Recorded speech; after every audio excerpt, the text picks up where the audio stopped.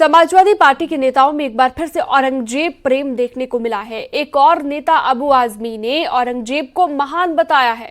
अभी कुछ दिन पहले ही महाकुंभ पर बयान देते हुए समाजवादी पार्टी के प्रवक्ता अमीक जामी ने यह कहा था कि महाकुंभ में जो दुर्दशा हुई उतनी औरंगजेब के समय में भी नहीं हुई थी। सब गलत हिस्ट्री दिखाई जा रही है। औरंगजेब रहमतुल्लाह अलैह ने बहुत सारी मंदिरें बनवाई हैं और आप बनारस में जाकर देखेंगे एक बच्ची, पंडित की बच्ची को जब उनका ही एक सिपाही सालार उसके साथ शादी करना चाहता था, उन्होंने उस सिपाही सालार को 2 हाथियों के बीच पैर बांध कर वो मार दिया और उन पंडितों ने उनके लिए एक मस्जिद बना के दिया वहाँ पर। क्या बात करते हैं, ये गलत हिस्ट्री। तो आप औरंगजेब क्रूर शासक नहीं? बिल्कुल नहीं, मैं बिल्कुल क्रूर शासन नहीं मानता। इसको हिंदुत्व के नाम से भगवा पहन के 24 घंटे जो इसी में इन्वॉल्व भारत की राजनीति को कर रखा है, तो जो इसके लिए मिस मैनेजमेंट के लिए जिम्मेदार हैं, हमने इसीलिए कहा कि भाई कुंभ कोई आज की विषय तो है नहीं। कुंभ तो राजा हर्षवर्धन के ज़माने से होता है, वो भी कराते थे, मुग़ल शहंशाह कराते थे, औरंगज़ेब भी कराते थे, ब्रिटिश राज भी कराती थी, आज़ादी के बाद सभी सरकारें करती थीं। लेकिन जो अव्यवस्था भारतीय जनता पार्टी की सरकार में हुई है, इस महाकुंभ में जो लोग मारे गए हैं, इतना तो लोग औरंगज़ेब के बतौर देश में शासन करने में महाकुंभ में नहीं मारे गए होंगे। अकबर की तो एक विरासत है महाकुंभ में उनके कंट्रीब्यूशन की। औरंगजेब के नाम पर देश की सियासत फिर से गर्मा गई है और इस बार वजह बने हैं महाराष्ट्र में समाजवादी पार्टी के नेता अबू आजमी, जिन्होंने मुगल शासक औरंगजेब की शान में कसीदे पढ़े हैं। अबू आजमी के बयान को लेकर बीजेपी ने समाजवादी पार्टी पर चौतरफा हमला बोला। तो औरंगजेब को महान बताया है और अब इसे लेकर सियासी घमासान शुरू हो गया है। ये समाजवादी पार्टी के अंदर क्रूर शासक, मुगल शासक औरंगजेब की आत्मा प्रवेश कर गई है। श्री अखिलेश यादव जी को इस पर माफी मांगनी चाहिए और अबू आजमी जैसे जो समाजवादी पार्टी के विधायक हैं उनके खिलाफ तत्काल कार्रवाई करनी चाहिए। देश छत्रपति शिवाजी महाराज का अपमान नहीं सह सकता है। इसका बहुत करारा जवाब महाराष्ट्र भी देगा, उत्तर प्रदेश भी देगा और इन पर कड़ी कार्रवाई होनी चाहिए। और इस प्रकार की भावनाएं अब भी उनके मन में हैं। उनकी मानसिकता को, समाजवादी पार्टी की मानसिकता को देश अच्छी तरह समझ रहा है। इस बयान पे अखिलेश यादव जी को अपना क्या उनका विचार है वो क्लियर करना चाहिए कि अगर व्यक्तिगत है तो उस पर उनको कार्रवाई करनी चाहिए। अगर उनकी सहमति उसमें है या उनके उससे बयान दिया है तो ये भी बोलना चाहिए कि हम भी औरंगजेब को कुशासक न मान के एक अच्छा शासक मानते थे।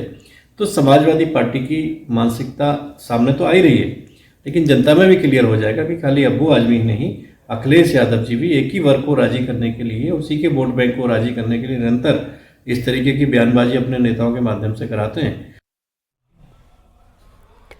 उधर एसबीएसपी और बीएसपी अध्यक्ष और यूपी सरकार के मंत्री ओपी राजभर ने भी अबू आजमी के बयान को लेकर समाजवादी पार्टी को निशाने पर लिया है।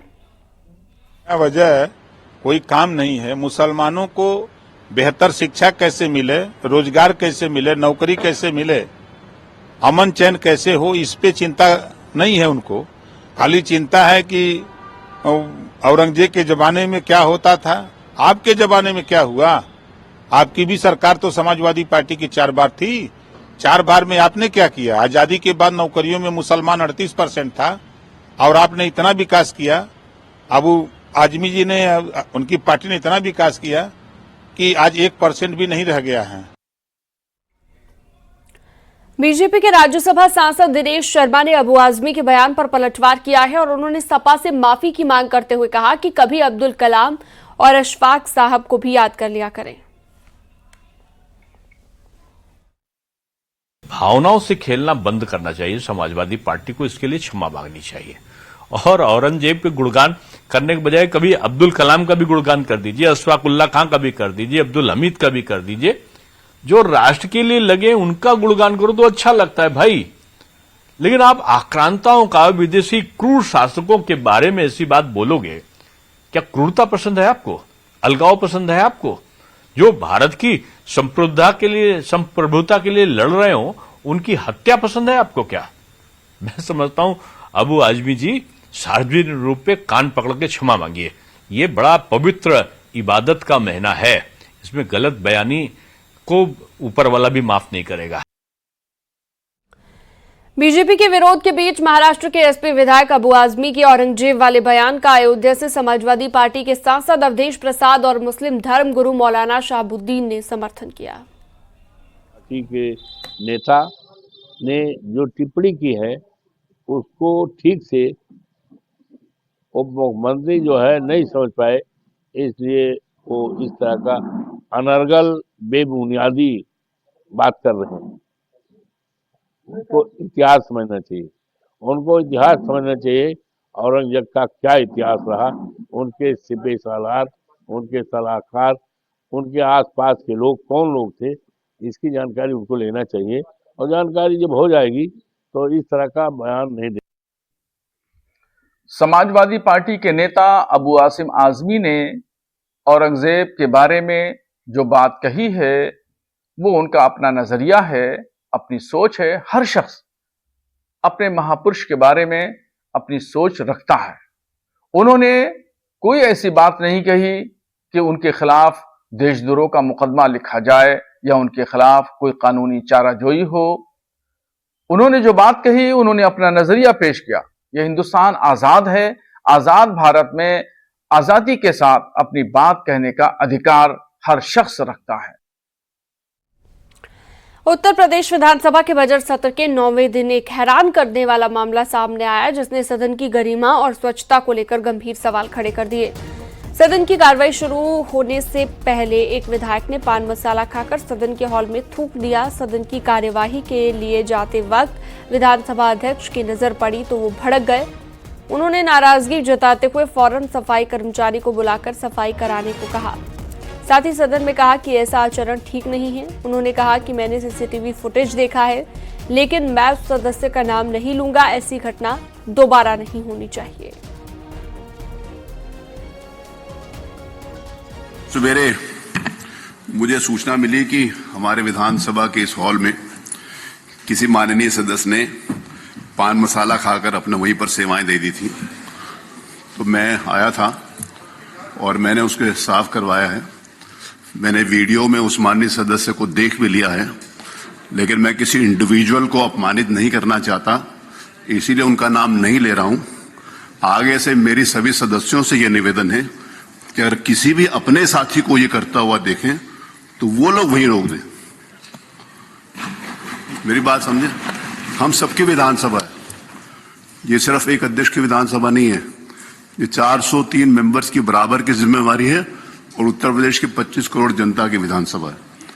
इसको साफ सुथरा रखना हमारी जिम्मेवारी है और हम उसको करें, ये सबकी जिम्मेवारी।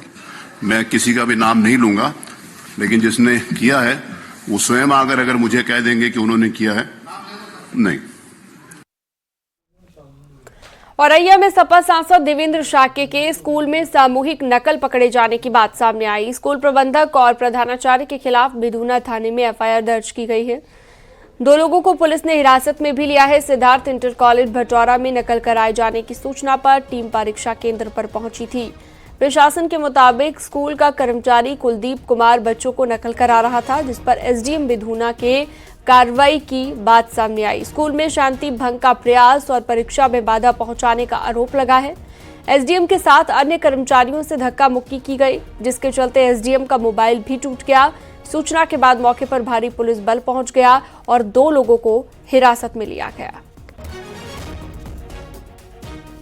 इस मुकदमा में कुलदीप कुमार जो सिद्धार्थ इंटर कॉलेज का कर्मचारी है, एवं आंचल शाक्य जो केंद्र व्यवस्थापक एवं इंटर कॉलेज का प्रिंसिपल है, और देवेश शाक्य जो इंटर कॉलेज का मैनेजर है, इनके खिलाफ नामजद एवं अन्य समस्त स्कूल मैनेजमेंट और स्थानीय लोगों के खिलाफ पंजीकृत किया गया है। मौके से पुलिस द्वारा कुलदीप कुमार और आंचल शाक्य को हिरासत में लेकर न्यायालय के सामने पेश किया जा रहा है एवं अन्य लोगों के खिलाफ पुलिस द्वारा विधिक कार्रवाई किया जा रहा है। मौके पर शांति है। सपा सांसद पर नकल मामले को लेकर केस दर्ज होने पर केंद्रीय मंत्री एसपी सिंह बघेल ने निशाना साधा है। उन्होंने कहा कि एसपी ने यूपी बोर्ड की जड़ में मट्ठा डालने का काम किया है। यूपी में बीजेपी सरकार ने नकल विरोधी कड़ा अध्यादेश बनाया था, लेकिन मुलायम सिंह ने घोषणा पत्र में ही नकल विरोधी अध्यादेश को समाप्त करने का ऐलान किया था।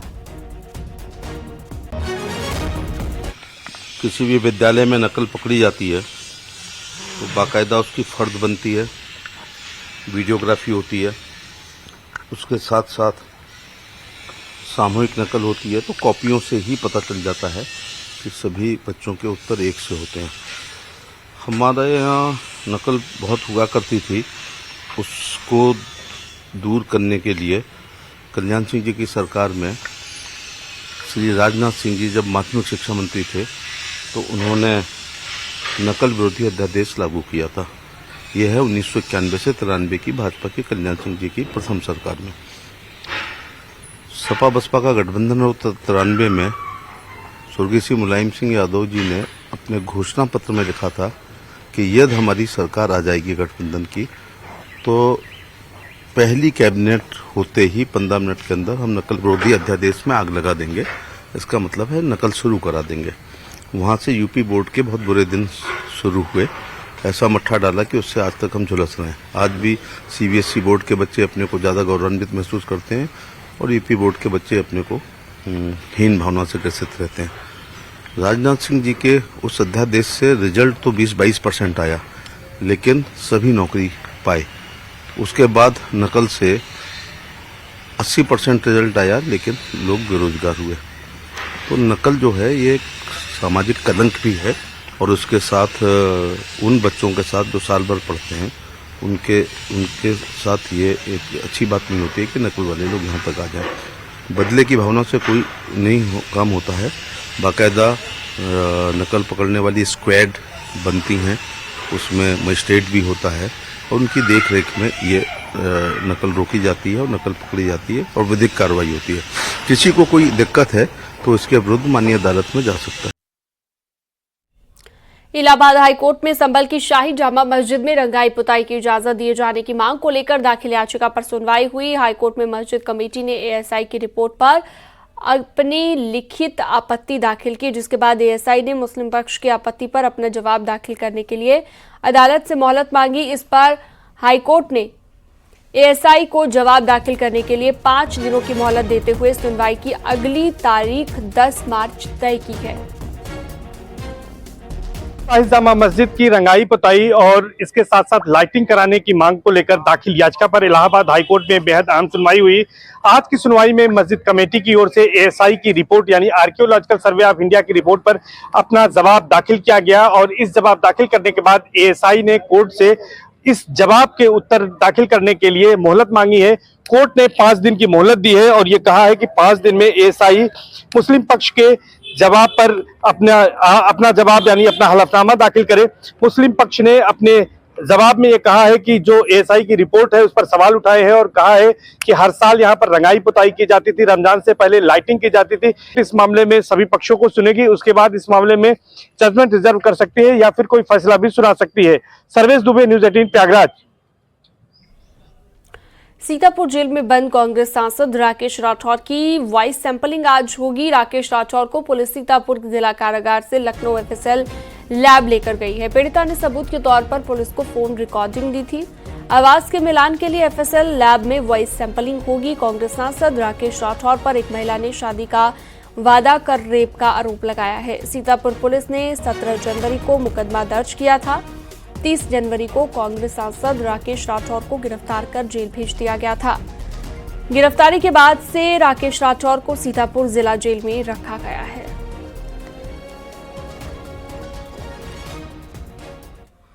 और खबर है अयोध्या से, जहां पर केंद्रीय मंत्री हरदीप सिंह पुरी ने रामलला के दर्शन किए। दर्शन पूजन के बाद हरदीप सिंह पुरी ब्रह्मकुंड गुरुद्वारा पहुंचे, जहां पर उन्होंने माथा टेका। इस मौके पर उन्होंने कहा कि प्रभु के दर्शन कर अलग ही ऊर्जा मिली है और अयोध्या में तेजी से विकास हो रहा है। ये जो मुझे पहली बार दर्शन का जो मुझे वो जो फीलिंग हुआ, ये वन ऑफ अ काइंड था। जो बिल्कुल ही एनर्जी जो मिली वो देख के, और जो काम हो रहा है यहाँ पे, मैंने इसके बारे तो सुना ही था कि कितना ये इंजीनियरिंग, सिविल कंस्ट्रक्शन और क्या शानदार तरीके के ये जो कॉम्प्लेक्स बनने जा रहा है, अभी काम है थोड़ा सा इसमें, तो ये दुनिया भर में it will stand out. Banda जिले की रहने वाली शहजादी को दुबई में फांसी दे दी गई। दुबई की अदालत ने 7 महीने के बच्चे की मौत के मामले में फांसी की सजा सुनाई थी। शहजादी को अबू धाबी की जेल में बंद किया गया था और वहीं उसे फांसी दे दी गई और दुबई में ही 5 मार्च को दफन किया जाएगा। बेटी को फांसी के बाद शहजादी के पिता और परिवार वालों ने आखिरी विदाई न दे पाने का दुख जताया और बताया कि जब उससे आखिरी बार बात हुई थी तो उसने कहा कि अब्बू मेरा वक्त पूरा हो गया है। सबकी बेटी को बचाइए, बेकसूर अगर गुनहगार होती है कभी परेशान कभी परेशान नहीं हुआ कि बेकसूर उसको फंसाया। सपा नेता अबू आजमी ने अपने औरंगजेब वाले बयान पर सफाई दी है। उन्होंने कहा कि मेरी बातों को तोड़ मरोड़ कर पेश किया गया। वहीं उन्होंने ये भी कहा कि जो इतिहास में लिखा है फिर भी किसी की भावना अगर आहत होती है तो मैं माफी मांगता हूं। जब असेंबली खत्म हुई, जब मैं बाहर निकला तो टीवी वालों ने मुझसे कहा कि आसाम के मुख्यमंत्री ने राहुल गांधी को औरंगजेब की तरह पेश किया है कि उनकी छवि उस तरह की।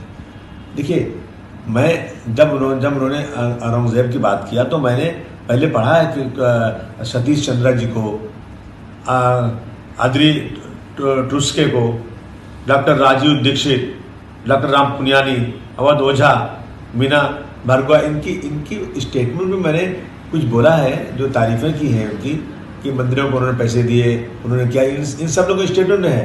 इस पर मैंने औरंगजेब रहमतुल्लाह अलैह के बारे में बोला, लेकिन इस बात को इतना बढ़ा दिया गया कि जैसे लगता है कि एक तूफान आ गया। मैंने किसी का अपमान नहीं किया। छत्रपति शिवाजी महाराज हो, छत्रपति संभाजी महाराज हो, डॉक्टर भीमराव अम्बेडकर हो, महात्मा ज्योतिबा फुले हो, राजश्री साहू महाराज हो, इन जैसे तमाम महान पुरुषों का हम आदर करते हैं और हमें आदर करना, पूरे देश को आदर करना चाहिए। हम आदर करते हैं। इन्होंने सारे समाज के लिए, सारे धर्म के लोगों को बराबर का दर्जा दिया था। मैंने इन हिस्टोरियन की लिखी हुई किताब, इनके स्टेटमेंट के ऊपर मैंने जो औरंगजेब की तारीफ किया, मैंने कभी अपने किसी महापुरुष, चाहे संभाजी महाराज हो, छत्रपति शिवाजी महाराज हो, उनके बारे में कोई एक लफ्ज़ गलत नहीं बोला है। लेकिन अगर इन चीज़ों से किसी को वो लगता है कि इसको तोड़ मरोड़ के पेश करके किसी को लगता है कि मैंने गलत बोला है, तो भाई मैं अपने पूरे स्टेटमेंट को वापस लेता हूँ। असेंबली चलना चाहिए, असेंबली में बहुत सारे काम है। इन इशू पर असेंबली रोकी जाए, मैं समझता हूँ ये महाराष्ट्र की जनता का बहुत सारा काम रुकेगा। बीजेपी ने दलित वोट को साधने के लिए एक नया प्लान तैयार किया है, जिसके तहत बीजेपी दलित बस्ती संपर्क अभियान चलाने जा रही है, जिसमें बीजेपी के बड़े नेता और दलित बिरादरी के मंत्री, सांसद जमीन पर उतरेंगे। दलितों को साधने के लिए बीजेपी इस बार सबसे ज्यादा जिलाध्यक्ष भी दलित समाज से बनाने जा रही है। साथ ही बीजेपी यूपी में दलितों के बीच अपने ब्रांड एम्बेसडर भी बनाएगी, जो कि 27 में सरकार बनाने में कारगर साबित हो सकती है।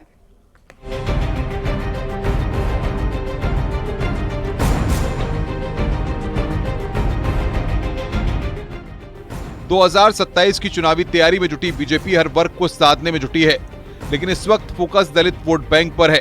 इसके लिए बीजेपी दलित बस्ती संपर्क अभियान चलाने जा रही है। इसमें बीजेपी के बड़े नेता और दलित बिरादरी के मंत्री, सांसद जमीन पर उतरेंगे। बीजेपी दलितों को साधने के प्लान पर काम करना शुरू कर चुकी है। दरअसल भारतीय जनता पार्टी अब दलितों को पार्टी में जहां एक तरफ समायोजित करने जा रही है, जिलाध्यक्षों की जो सूची आएगी, भारतीय जनता पार्टी अब तक के सबसे ज्यादा जिलाध्यक्ष दलित बिरादरी से इस बार बनाने जा रही है। यूपी में बीजेपी इस बार दलित समाज से सबसे ज्यादा जिलाध्यक्ष बनाने जा रही है। बीजेपी ने प्लान किया है कि उत्तर प्रदेश में दलितों के बीच अपने ब्रांड एम्बेसडर बनाएगी। इसके लिए पार्टी का फोकस दलित समाज के शिक्षित नौजवानों और शिक्षाविदों पर है।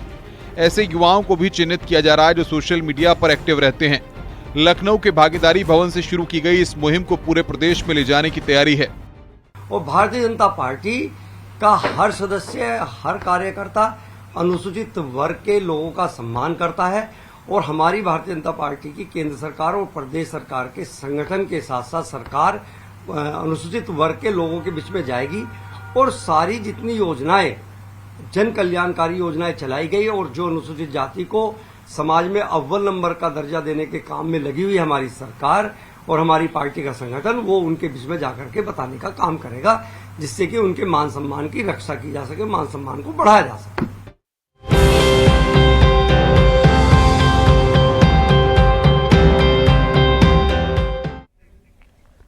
प्रधानमंत्री नरेंद्र मोदी ने गुजरात में वन्यजीव बचाव, पुनर्वास और संरक्षण केंद्र वनतारा का उद्घाटन किया और उसका दौरा किया। वनतारा में 2000 से ज्यादा प्रजातियां और करीब 1.5 लाख से ज्यादा ऐसे जानवर रहते हैं जो विलुप्त होने की कगार पर थे, या फिर वो किसी बीमारी या फिर दूसरे तरह के संकट से जूझ रहे थे। प्रधानमंत्री ने पूरे केंद्र का दौरा किया और यहाँ पर जानवरों को दी जा रही सुविधाओं की जानकारी ली। प्रधानमंत्री ने वनतारा में वन्यजीव अस्पताल का भी दौरा किया, पशु चिकित्सा सुविधाओं को देखा। वनतारा के अस्पताल वन्यजीवों के लिए MRI, CT स्कैन, ICU जैसी सुविधाएं भी उपलब्ध हैं। वनतारा के अस्पताल में वन्यजीव एनेस्थीसिया, कार्डियोलॉजी, नेफ्रोलॉजी, एंडोस्कोपी, दंत चिकित्सा, आंतरिक चिकित्सा के भी अलग अलग डिपार्टमेंट हैं। यहाँ पर प्रधानमंत्री नरेंद्र मोदी ने एशियाई शेर और उनके शावकों के अलावा सफेद शेरों के शावक, क्लाउडेड तेंदुओं के शावकों को भी देखा है। प्रधानमंत्री ने अलग अलग प्रजाति के शावकों को खाना खिलाया और दूध भी पिलाया।